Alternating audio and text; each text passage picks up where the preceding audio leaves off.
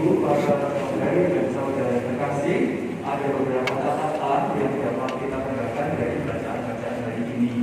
Dari bacaan pertama ada satu kata kunci yang menarik supaya bisa kita kendalikan jadi bahan permenungan. Halaman 5, para saudari dan saudara, disampaikan di sana kalimat demikian. Tetapi kalau Roh Kudus turun ke atas kamu, kamu akan menerima kuasa dan kamu akan menjadi saksiku di Yerusalem, di seluruh Yudea dan Samaria sampai ke ujung bumi. Dalam kalimat yang baru saja kita dengar ada kata saksi. Maka saya ingin berkomentar yang pertama terkait dengan saksi. Bapak Ibu, para saudari dan saudara, bagi Anda yang pernah terlibat dalam perkawinan Katolik, pasti pernah mengenal yang namanya saksi perkawinan. Nah, saksi perkawinan kalau menurut hukum Katolik itu tidak harus agamanya Katolik, juga tidak harus orangnya itu sehat, tidak harus orangnya itu masih bisa berlari, berjalan, atau mendikan dan macam-macam. Tidak harus. Tetapi satu Bapak Ibu tentang saksi perkawinan yang dibutuhkan, yang mutlak dimiliki oleh saksi perkawinan adalah yang pertama, dia masih punya mata yang bisa melihat. Maka saksi itu pertama-tama yang dibutuhkan adalah melihat. Maka meskipun dia pakai kursi roda, nggak soal asalkan melihat. Meskipun dia tidak punya tangan, nggak soal asalkan dia melihat. Meskipun dia agamanya tidak Katolik, nggak soal asalkan dia bisa melihat. Saksi yang dibutuhkan pertama-tama adalah penglihatannya. Maka Bapak Ibu, para saudari dan saudara, dari sana maka kita bisa mengembangkan permenungan. Bacaan hari ini mengingatkan kita semua. Kita sebagai orang beriman Kristiani diingatkan kita adalah saksi-saksi Kristus. Tetapi kita harus berpikir terlebih dahulu. Kalau saya adalah saksi Kristus, maka yang dimintakan melalui bacaan pertama hari ini adalah apakah saya pernah menyaksikan karya Tuhan dalam kehidupan saya sehari-hari secara rohani tentunya. Apakah saya pernah merasakan penyertaan Tuhan dalam hidup saya? Nah, persoalannya kalau kita tidak pernah melihat, tidak selalu pakai kacamata indrawi, tetapi kacamata batin. Kalau mata batin kita tidak pernah mengenali karya Tuhan dalam hidup saya, bisa jadi Bapak Ibu kesaksian kita menyimpang. Atau kalau dalam bahasa Prakonsili Vatikan kedua, kesaksian kita bisa-bisa anatema. Kesaksian kita bisa-bisa mendatangkan kutukan bagi orang lain. Karena yang kita sampaikan, yang kita persaksikan sesuatu yang berbeda sama sekali. Maka bacaan hari ini yang pertama tentang saksi, Bapak Ibu, catatan pertama, kita diajar, kita semua diingatkan, panjenengan semua, kita semua diutus untuk menjadi saksi Tuhan sampai ke ujung bumi. Tetapi yang pertama-tama harus kita ingat adalah apakah saya sudah pernah menyaksikan pengalaman penyertaan Tuhan dalam hidup saya, hidup rohani saya secara pribadi. Kalau tidak, nanti jangan-jangan kesaksian saya menyimpang, kesaksian saya sesat, kesaksian saya membuat orang-orang mengalami celaka. Itu tentang saksi. Maka kalau kita senantiasa diingatkan kita saksi Kristus, kita saksi Kristus, kita saksi Kristus, bahkan di Mada Bakti dan Puji Syukur ada lagu Jadilah Saksi Kristus. Maka kalau kita diminta menjadi saksi Kristus, maka pemikiran pertama, mari kita melek terlebih dahulu, kenali apa yang Tuhan lakukan dalam kehidupan saya. Lalu baru kita bisa bersaksi secara benar. Kalau tidak, kita tutuplah nanti kesaksian itu, karena menyesatkan orang kesaksian. Itu catatan pertama tentang saksi. Catatan yang kedua tentang saksi, Bapak Ibu, dalam kitab suci dan juga dalam peradilan, rasa-rasanya saksi kalau hanya satu pil tidak dapat dipercaya. Kalau Anda membaca kitab suci kisah tentang Susana, saksinya harus ada dua. Kalau Anda membaca kitab suci dari Perjanjian Lama, maka saksi itu harus lebih dari ada satu. Lalu dalam Injil pun dikatakan bahwa Yesus mengutus muridnya sebagai saksi dua-dua. Maka Bapak Ibu, para saudari dan saudara, kalau kita bicara tentang aku adalah saksi Kristus, maka yang dititipkan kepada kita jangan sendirian saja. Maka itu Bapak Ibu para saudari dan saudara, dalam bacaan kedua halaman ke-7 baris agak ke atas di sana tertulis begini, berusahalah memelihara kesatuan roh. Maka kalau kita menjadi saksi, catatan yang kedua yang disampaikan bacaan hari ini, kita diajak untuk rukun dengan orang-orang yang diutus bersama dengan kita. Maka dalam Injil dikatakan kita diutus berdua-dua.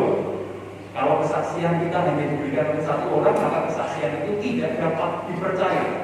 Maka kesaksian itu harus didukung oleh kesaksian orang-orang yang lainnya. Maka kalau kita mau menjadi saksi Kristus, catatan yang kedua adalah kita perlu mengajak orang untuk memperkuat kesaksian kita tentang pengalaman iman yang kita bagikan. Itu terkait dengan saksi. Yang pertama, sebagai saksi kita perlu melihat terlebih dahulu pengalaman akan Allah secara rohani. Lalu yang kedua, kalau kita mau menjadi saksi, maka kita tidak bisa sendirian. Maka ukuran saksi yang bisa dipertanggungjawabkan saksi yang terpercaya. Catatan dari bacaan kedua adalah kita rukun dengan orang-orang seiman, dengan sesama saksi. Kalau kita mengatakan saya saksi Kristus, tetapi hidup kita ternyata satu sama lain diuder-uderkan, maka kesaksian kita tidak benar. Kalau kita menjadi saksi ternyata kita tidak rukun dengan saudara-saudara kita seiman terlebih dahulu, maka kesaksian kita dipertanyakan.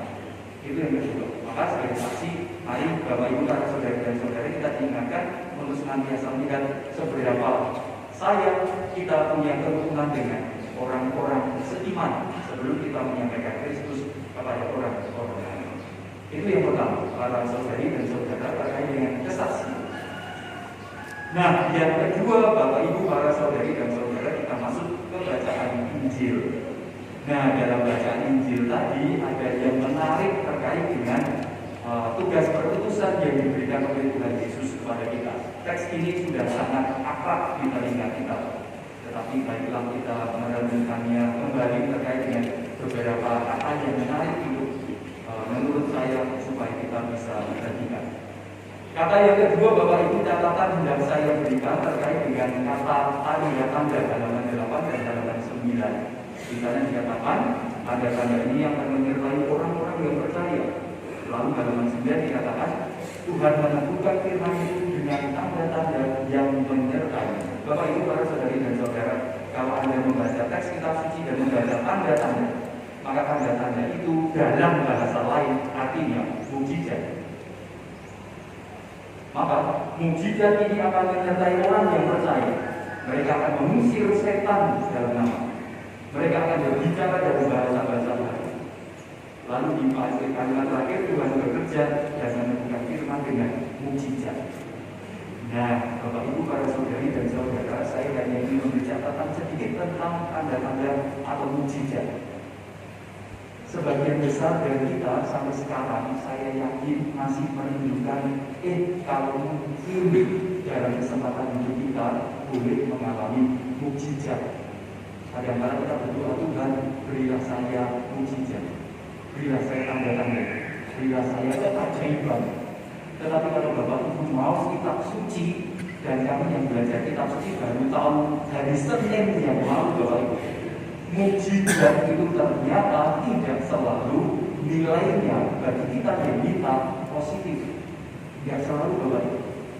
Mukjizat yang diberikan Tuhan itu orientasi pertama adalah supaya meneguhkan firman. Tetapi mukjizat itu tanda-tanda itu sendiri bisa jadi malapetaka, bisa jadi berkat yang berlimpah, tetapi bisa jadi malapetaka. Karena orientasi mukjizat supaya membuat orang semakin beriman. Maka Bapak Ibu, kita pasti pernah ingat cerita tentang Sodom dan Gomora. Dan yang terjadi terhadap Sodom dan Gomora adalah mukjizat ilahi bagi orang yang percaya. Karena orang-orang Sodom dan Gomora itu melakukan pekerjaan-pekerjaan yang tidak benar, maka orang-orang beriman zaman itu percaya Tuhan menjatuhkan hujan api dan belerang dari langit. Dan itu mukjizat bagi mereka. Tetapi petaka dari Sodom dan Gomora. Tetapi orang-orang yang melihat peristiwa Sodom dan Gomora menjadi percaya. kepada Tuhan yang adil dan sebagainya. Maka Bapak Ibu, para saudari dan saudara bacaan dari ini, catatan yang kedua, saya ingin mengatakan pada panjenengan semua, hati-hati kalau kita minta mukjizat. Mukjizat itu karya-karya yang luar biasa yang membantu kita semakin percaya pada Tuhan yang menyertai. Mukjizat zaman sekarang bisa jadi Bapak Ibu kita kecelakaan tapi tidak mati, tangannya pecah, badannya patah-patah, tapi tidak mati, itu kan mukjizat. Maka bacaan hari ini mengatakan pada kita, kalau kita meminta tanda-tanda dari Tuhan, kalau kita meminta mukjizat, ingat Bapak Ibu, mukjizat itu tidak selalu menyenangkan bagi saya, menyenangkan bagi kita, ya. Tetapi pasti tujuannya supaya kita semakin beriman kepada Tuhan. Maka mulai sekarang hati-hati kalau minta mukjizat, mintanya yang jelas saja. Mukjizat apa gitu? Selamat dari kubur, selamat dari kecelakaan, jatuh tetap bisa hidup, benar-benar begitu. Tapi jangan pernah mengatakan minta mukjizat begitu saja yang tidak jelas. Jatuh dari atap, patah semua tetapi masih hidup, itu mukjizat, ya kan? Tapi kita kan merasa aduh kok seperti ini, tapi itu mukjizat. Jangan selalu hanya berpikir mukjizat itu rezeki nomplok, enggak. Sakit berat yang nomplok tetapi masih hidup, itu mukjizat. Maka bacaan hari ini mengingatkan hati-hati kalau kita minta tanda-tanda dari Tuhan, minta mukjizat dari Tuhan yang untuk meneguhkan sadar dan penyertaan Tuhan dalam hidup kita.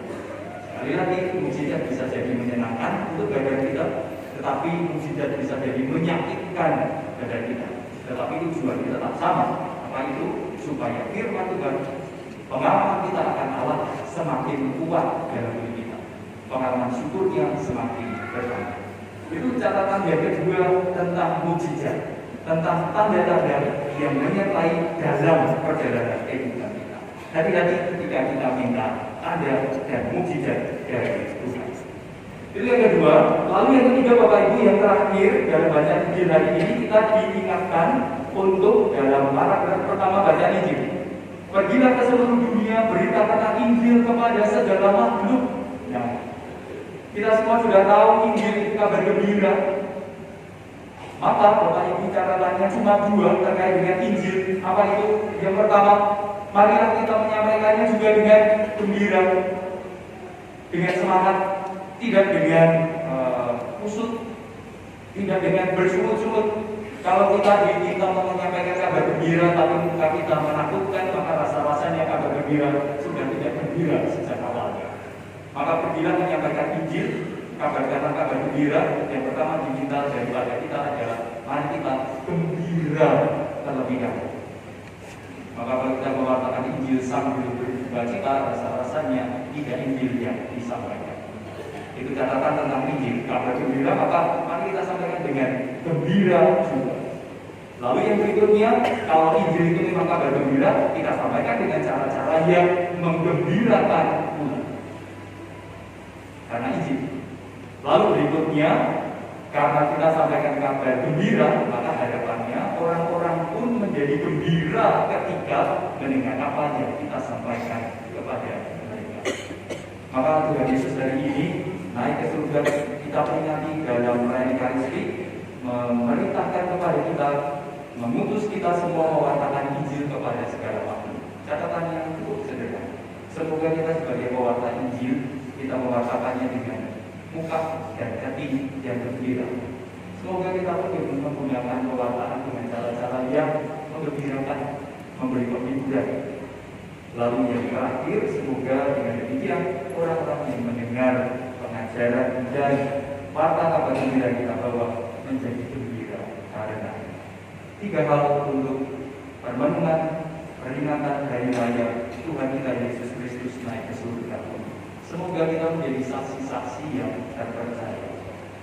Semoga kita sudah memiliki pengalaman melihat secara rohani Tuhan yang menyertai hidup kita. Dan semoga kita memiliki kerukunan satu sama lain. Karena pertengkaran perpecahan membuat kesaksian kita tidak dapat dipercaya. Yang kedua, semoga jika kita menerima tanda-tanda dari Tuhan, mukjizat dari Tuhan, atau kalau kita meminta mukjizat atau tanda-tanda dari Tuhan, kita senantiasa memiliki kesiapsediaan dan kewaspadaan. Mukjizat bisa jadi menyenangkan badan, tetapi mukjizat bisa jadi menyiksa badan. Tetapi tujuan akhirnya jelas, kita menjadi semakin percaya Tuhan menyertai. Lalu yang terakhir, bacaan di hari ini mengingatkan kita diajak mengatakan kabar gembira. Maka kita diajak untuk menjadi orang-orang yang pertama-tama gembira terlebih dahulu, pakai cara-cara yang menggembirakan untuk membuat orang-orang yang kita datangi gembira pula. Semoga nama Tuhan dimuliakan kini dan sepanjang segala